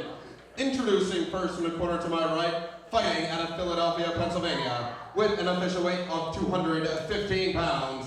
This is the God of War, Frankie Pickard. And his opponent to my left, fighting out of Osbourne, New Jersey, with an official weight of 145 pounds. This is Anthony Bennett. These two going at it immediately. Anthony Bennett with a lot of frustration, really angry over some of the inflammatory remarks that Frankie Pickard has made over the past few weeks here in the dojo. Frankie Pickard. Oh man, these two do not like each other at all whatsoever. I don't think I've ever seen this side of Anthony Bennett. Yeah, I mean, typically Anthony Bennett, a very cool, calm, and collected individual, but Frankie Pickard has certainly lit a fire under him. I mean, you've seen the comparisons, kid and play. Well, yeah, Frankie Pickard has been dragging him through the dirt on social media, saying that he resembles Marge Simpson, saying that he resembles a combination of Kid and Play and Usher. Bennett better be careful not to get himself disqualified. Don't let your emotions get the best of you here. He turns around right into a kick to the midsection. One DDT and a second one. Frankie Pickard drilling him with two DDTs. The referee a little bit out of position, putting that chair away. A protective haircut. Anthony Bennett. I don't know how much protection it actually gives him because, I mean, I'll tell you, Frankie Pickard, he drills people with that DDT. High top fade or not. You know, on a more serious note, I caught up with Frankie Pickard earlier, and he's just been upset at the number of opportunities that Bennett has been getting, and he feels like Pickard feels like he's been overlooked. Bennett competed in the King and Queen of the Ring this past month. Yeah, he sure did. About a month ago to the day almost. Oh, wow, look at that. Bennett pouring it on Frankie Pickard here. But you know what? One could say that Frankie Pickard, who has been granted opportunities in the past, perhaps they were a bit squandered. Perhaps he didn't make the most out of those opportunities. Perhaps Anthony Bennett is doing a better job at capitalizing at the opportunities that are coming his way. Perhaps there's a bit of professional jealousy that's even deeper than what meets the eye. You can take the perhaps out of that sentence. There is professional jealousy on the part of Frankie Pickard. Oh, he dropped down with that neck breaker. Locomotion style 2 times, double the impact, and here comes Bennett around the world into a side Russian leg sweep, taking the man out of Philadelphia down to the mat, the former champion of Valor. That was very close. Also a former Wired champion is Frankie Pickard. So I mean, Frankie Pickard, I mean, he has quite a good win-loss record here at Dojo Wars, and especially in important matches. Frankie, of course, looking to avenge his lost to Anthony Bennett. He suffered at Super Show 4. Well, Anthony Bennett, the hijinks, the antics, throwing donuts at Frankie Pickard, the disrespect exhibited by Anthony Bennett toward Frankie Pickard only fuels this rivalry even more. Oh, he hung him up on the middle rope there. Double DDTs on the apron. I'm not so sure how much of the head connected with the apron, but getting your body just stretched like that. Yeah, over that. Ropes. Yeah, because let's not forget, it's not ropes, it's steel cable wrapped in rubber. Oh, man, and that's just a knee to the side of the head. If he pins him now, you can count to about 150. Oh, I know he's done. Bennett is down. He's out. Moved. 1, 2. Oh! Where do you find that? I don't know. It's that last ditch because that wasn't your typical Anthony Bennett kick out. Not a lot of fire behind it. You can see in his eyes he's just going on instinct right now. I didn't catch what Picard said to the crowd there, but it was not well received. Probably not worth repeating. Oh! That knee into the chin. And another. Oh! Picard just absorbed it. And the flurry of offense by the God of War. Lifeless now, Anthony Bennett. But still kicking out, and Frankie Pickard, he can't believe it. Well, somewhat of an arrogant cover by Frankie Pickard, profiling for the camera instead of really cinching in that hook of the leg. Yeah, that's absolutely right there. And you've heard some really inflammatory remarks from Picard over these past few weeks towards Bennett and to the dojo. And he hates everything about him. Look at this flurry here.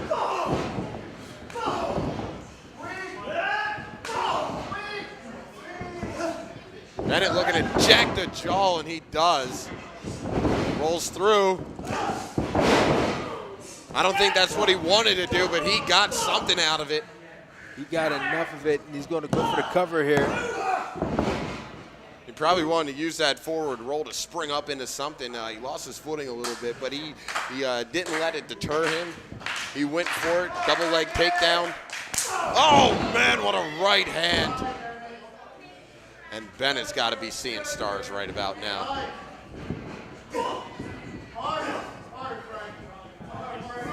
Well, people forget how strong Frankie Pickard is. Oh, and he just barreled right through him with the shoulder. 2, 3. No, not 3. 2 3/4. Picard not giving up just yet.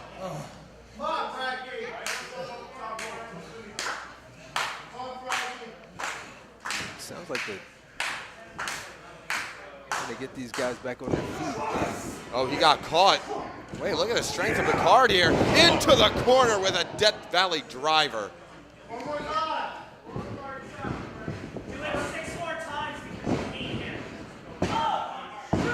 And Frank, no, he doesn't get the victory still, even after all of this. Well, he's got to stay on it. He can't be frustrated. He can't get frustrated because he hasn't pulled off the victory yet. He's got to stay on top of it. Yeah, but he's getting frustrated. I can tell here. Roll through. Oh, he caught him with a stunner out of the wheelbarrow position. Now he's going for another, oh, he buries the knee into the stomach. I thought he was going to go for that jaw jacker again. What's this? Michinoku driver. And if Picard could just find the strength to get a foot on Anthony Bennett, I think this match is over. Drapes the arm over top. 1, 2, and no, not yet. Still Anthony Bennett displaying his resiliency. But that kick out was not as strong, as you said, as some of the earlier kick outs we've seen from Bennett.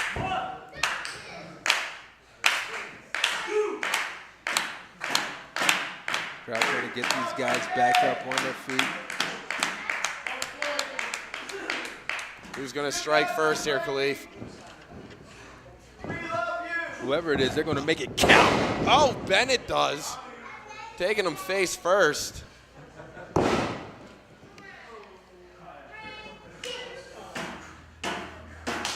now he's waiting on Picard to get up. He wants to, I guess he wants to put the final nail in the coffin here. Picard slow to his feet. Oh, he's got him hooked up for his move here, the Bad Hair Day. Oh, a tornado kick in the corner. A knee into the face in the corner, and Picard dragging the body of Bennett out of the corner. And again, no hook of the leg for profiling for the camera. This match could be over. Picard now to the outside of the ring. What's he got on his mind? Looking at that left hand. Set his sights on something here. What's the this? hell is he looking at? You know, Picard he's in a dangerous state of mind. That jealousy has driven him to another place. I don't like this. Here we go, more chairs here. I don't like this. He threw one chair into the ring here, and he's got the other one set up. The referee's going to do the right thing and get that other chair out of the ring. Oh, wait a second here. Going for the, he got him with it, the Bad Hair Day. How about the official grabbing the chair out of the corner instead of counting the pinfall? 7. 2. Oh, man.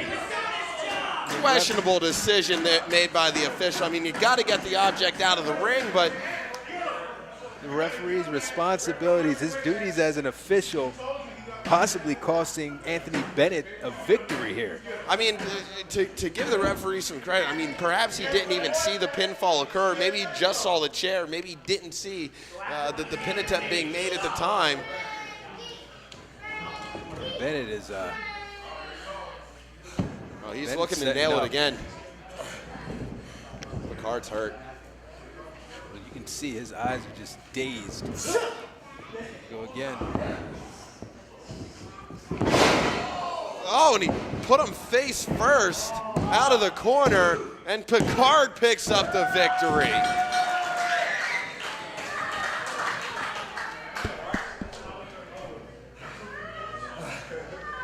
Ladies and gentlemen, time of the match, 10 minutes, 17 seconds for the winner by pinfall, Frankie Pickard. Give me respect. The God. Finally, Picard with his victory over Anthony Bennett. All these people around me, they bow to me. They bow to the God because they know how strong I am. They know that I am the God. People like Anthony Bennett, he's nothing to me. He should be kissing my feet. Obviously, Or still why some don't you animosity here. take it back to the slavery days and you up there clean my garden. More uncomfortable remarks from... Matter of fact, if you have a girlfriend, maybe she wants to check me out. Go ahead, man.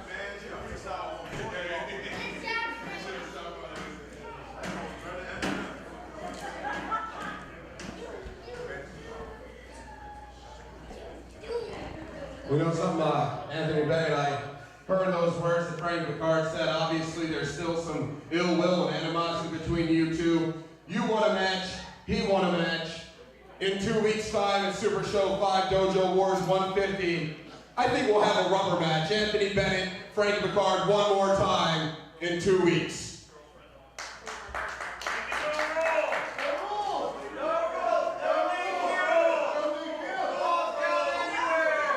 So you guys are saying we should throw the whole rule book out the window?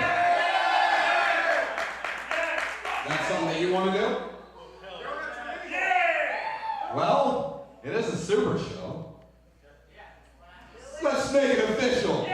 No disqualification, no count out. The rubber match between Anthony Bennett and Frankie Picard, no holds barred.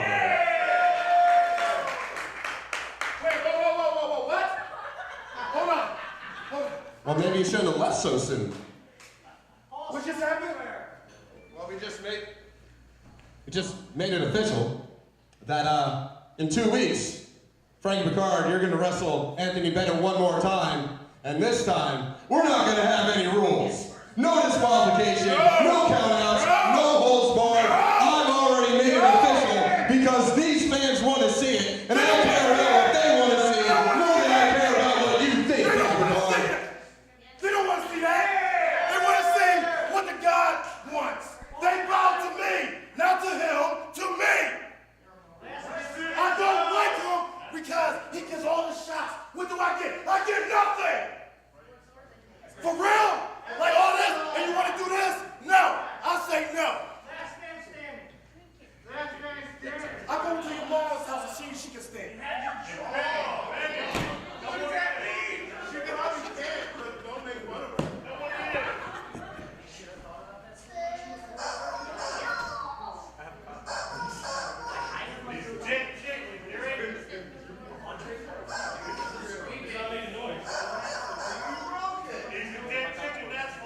broken. He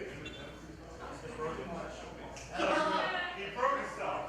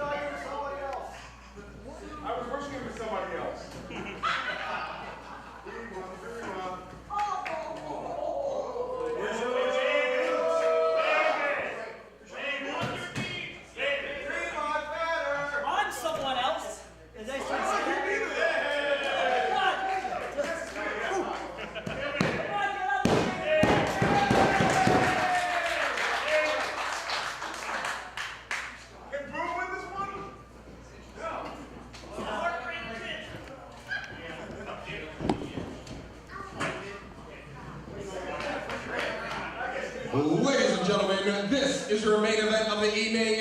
It is set for one fall with a 20-minute time limit. Introducing first, in the corner to my left, fighting out of Omaha, Nebraska, with an official weight of a slim, trim, bulk, cut, ripped, chiseled, and jacked 275 pounds, fresh off his 37th tour of Japan, ladies and gentlemen, Dojo DEEJ!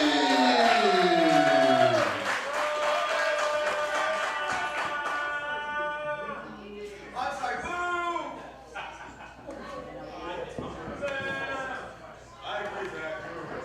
And introducing his opponent, to my right, fighting out of Center City, Philadelphia, Pennsylvania, with an official weight of 157 pounds. Ladies and gentlemen, this is Kid Osbourne! That's my thing! That's what I do! You're right. Wait, I did it wrong. Do it again. That's not right, man. That's not right. I got it this time. I got it. Ladies and gentlemen, this is Kid Osbourne! Come on, man.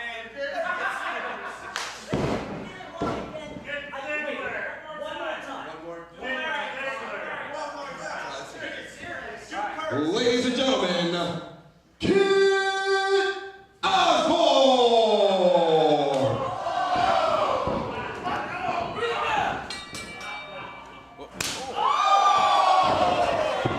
Kid Osbourne angering Dojo DEEJ with his pre-match antics. Dojo DEEJ is going to make him pay for it.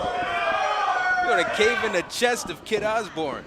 Yeah, Kid Osbourne coming out here having a little bit of fun, but Dojo DEEJ, not in the best of moods. Well, to say the least. I mean, he spent his weekend in Japan getting exploded by guys like Atsushi Onita. You know, I was trying Look at Osbourne. He's doing the. Well, you don't want to match headbutts with Dojo DEEJ. Oh God, he connected with that one. Dojo DEEJ literally has the hardest head in professional wrestling. I think he just angered Dojo DEEJ. He's in that dangerous zone. I mean, of course, a lot of things went down here at CZW and Dojo Wars over the weekend, and Dojo DEEJ wasn't really around to handle it, and he had to think about it on a transcontinental flight. I don't know what you're talking about. That place we were. Never mind. Never mind. Oh my God. Jeez, just punishing Kid Osbourne.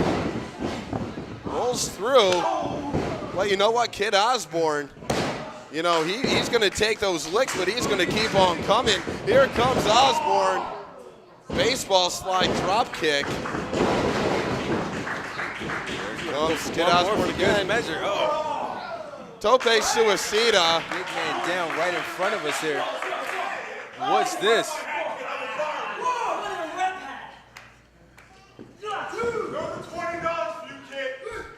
And Osbourne putting a hat on it. Here comes Dojo DEEJ. That would have been really bad for Osbourne if the big man's momentum against him. Rolls to the inside. Oh, and he got taken down with that spear. Nearly got taken out of his boots.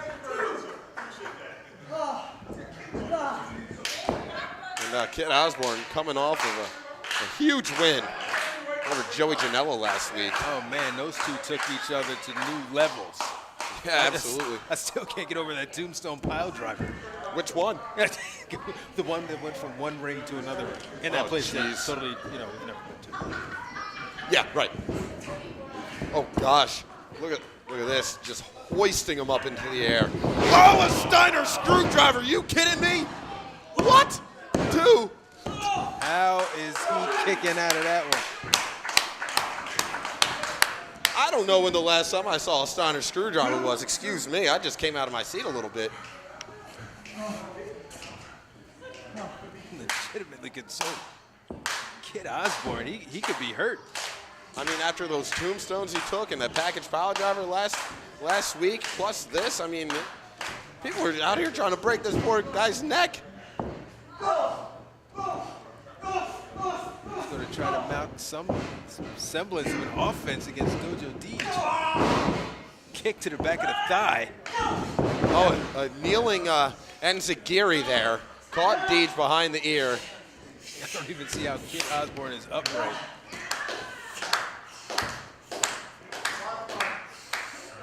Osbourne poised on the top and a big elbow drop right into the chest. Ripcord into the tornado kick, and he got all of that one. Osbourne looking for his neck breaker. He got it. Yeah, that's what he's going to have to do. He's going to have to be a little bit resourceful. He's going to have to be resourceful in his offense. Obviously, he's outsized, outgunned by Dojo DEEJ, but he's going to break him down incrementally.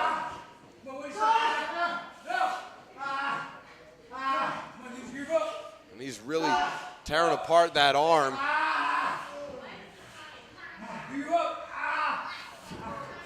He's got his hand on the chin, pushing his head one way and pulling back on the arm the other. Trying to create maximum separation there on that shoulder. But now DEEJ is up to his feet, and this is bad news for Osbourne. See, he just fell on him, just collapsed on him into the corner there. And he's 275 pounds. I mean, that's not light. Not at all. Drop kick in the corner.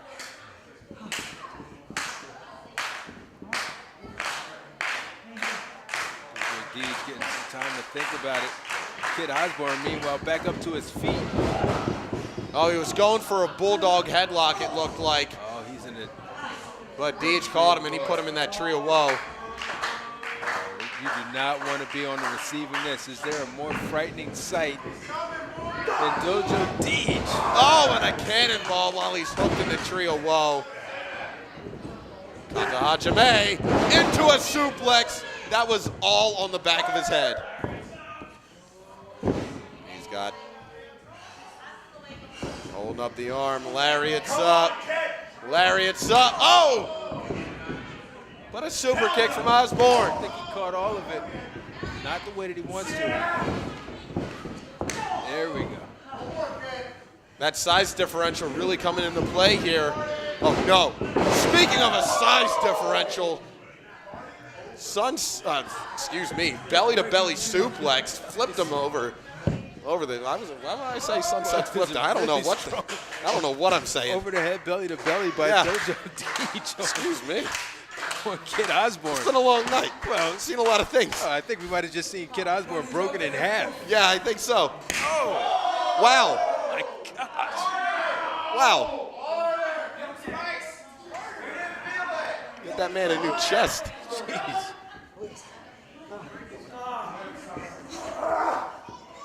Dojo DEEJ now just toying with Kid Osbourne. Wow.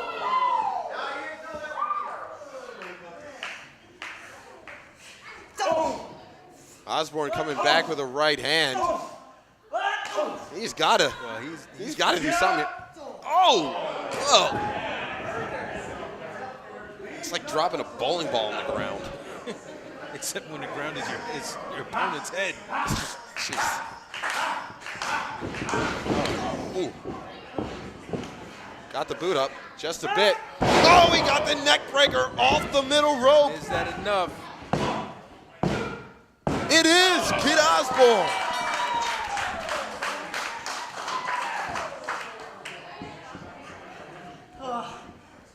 Ladies and gentlemen, time of the match, 7 minutes, 10 seconds for the winner by pinfall, Kid Osbourne. Kid Osbourne with the victory over Dojo DEEJ, but what sort of a toll did this win take on Kid Osbourne? Oh, it's a huge toll. I mean, you can see he's still taking his time to get up to his feet. He's clutching the chest. He's out of breath. He's beat up. I know when he wakes up in the morning, he's going to feel like he's got a broken neck. You can see how red his chest is after those chops, those constant chops by Dojo DEEJ. But, you know, I think it would be wise right now, Khaleef, for you and I to sign off and see what happens here in the ring, and we'll join you guys next week.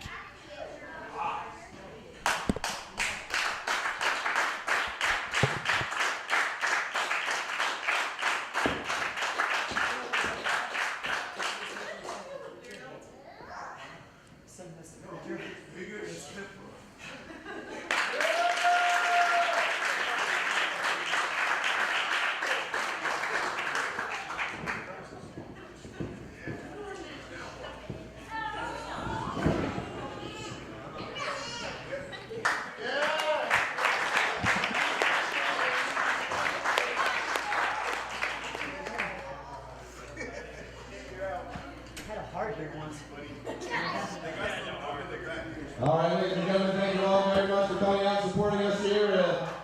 It's like we never left, right?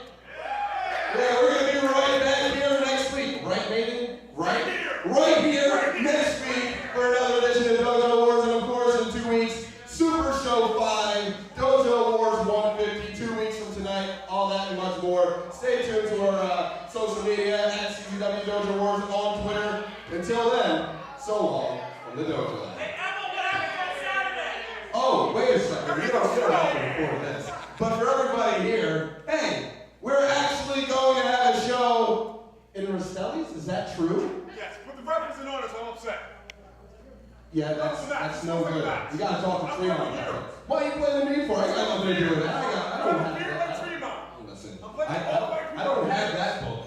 I don't have that one. I only got the one here. I don't have anything anymore, apparently. Well, we will be having CZW this Saturday at Rastelli's for the Wolf of Wrestling. Please join us this Saturday, and let's show the people of Rastelli's what they're going to be missing out on, because